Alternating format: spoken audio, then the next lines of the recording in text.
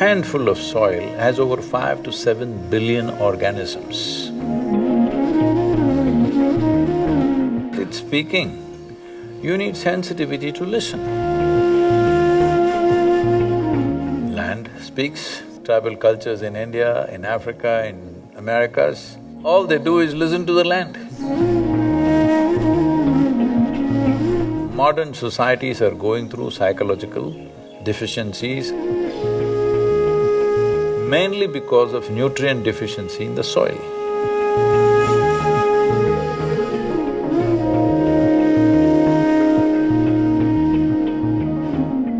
Today, actually in the afternoon, we were having a discussion, and I know plants and animals are living things, but I was confused. Is a soil a living thing?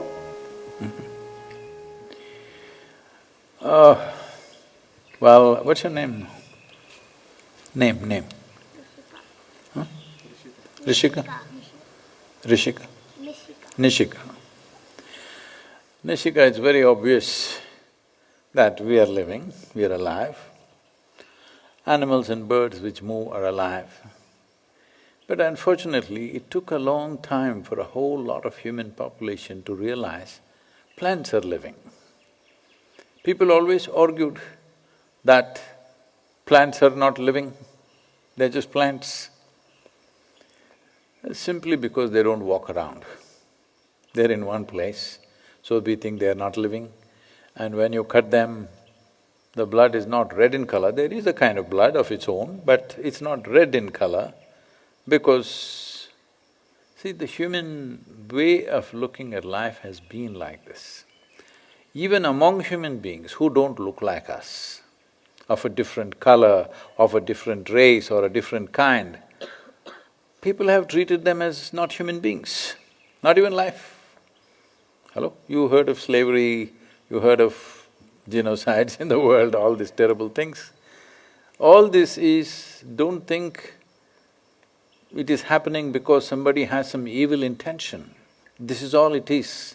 When your ability to perceive and experience is very limited, this is how you respond to life. Now, you don't look like me, so I think you're not life. So, human beings, at least now in the world, hopefully, it may not be in everybody's minds, but largely have started accepting each other as human beings, whatever color, race, size, shape, whatever they are. Animals, we're beginning to recognize them as life, but still I want you to know, every day over 200 million animals are slaughtered. Obviously, we don't think they are as much life as us, isn't it? Hello? If we recognize them as just as much life as us, we may have to kill something to eat, but 200 million animals per day is definitely not needed. Everybody knows it is much more than any human being can eat, but still we're doing that. So wanton destruction of forests and lands have happened, but now that we have brought it to some control and people are beginning to understand trees and plants, plant life is also life. Now we're coming to soil. See, what do you think is soil as a material? If you take it in your hand, a handful of soil has over 5 to 7 billion organisms, anywhere between 50 to 75,000 species, over 1,000, fungi and things like that. It's too much life. So just because there are microorganisms, does it become alive? Then how have we become alive? Over 60% of this body is microorganisms, and that's how we are alive. So if this contains so many microorganisms and cells and we are alive, if that has the same thing, why is it not alive?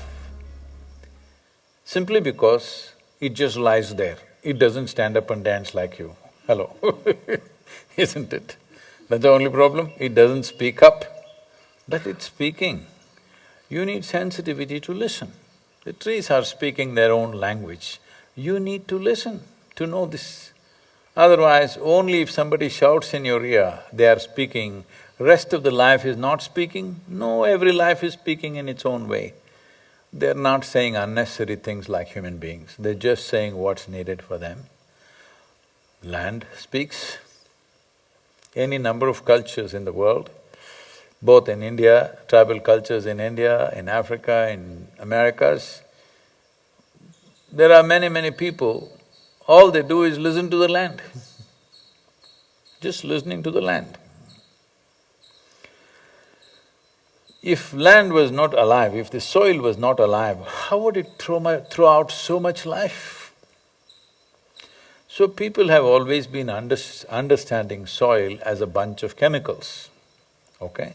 Right now, modern agriculture has become like this, you throw nitrogen, you throw phosphorus, you throw this, it'll come up. Now, soil, what is beneath your feet? The area that you're sitting, okay, this is concreted or whatever, the area that you sit, just that 4 square feet of land, has more life beneath that than all the human beings who ever appeared on this planet. All the human beings for ages who have lived here, their number what it is, and the number of life microorganisms which are under you is much more. Is it speaking? Definitely it is. It is speaking its own language. Today, for example, this virus is there, all right, COVID virus, see? All your pretty faces I cannot see, it's all covered up with these masks. Mask is also pretty, it's pink and nice. But all this is happening. Today, the top doctors in the world are clearly saying this, and every basic doctor who's done some basic medicine understanding, they know upper respiratory infections, one becomes far more susceptible to that if you do not have vitamin C, calcium, B6, B12, vitamin A, vitamin E, copper, magnesium, iron. If you are deficient in this, you become far more susceptible to any respiratory infection. This is something that even a simple rudimentary doctor knows. Well, today, most of our both physiological and psychological ailments, one may not think how psychological ailments and soil are concerned.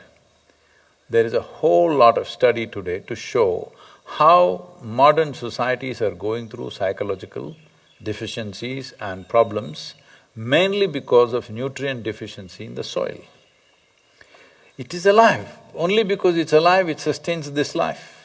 If you don't keep it alive, then, in United States generally people refer to soil as dirt. If that is dirt, we are all dirt bags. Hello? This is soil, isn't it? The food that we eat is coming from that, and here we are. Most people don't understand this till you bury them. Countless number of people who walked this planet before you and me, where are they? They're all topsoil.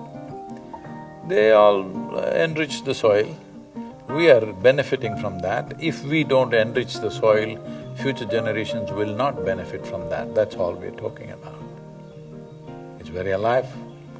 So in this country and in many nations, in many cultures, people always refer to soil as mother. We say Thaiman, even today, most farmers won't enter their land without bowing down because they recognize it as a living force. And because it is alive, that is why it nurtures life.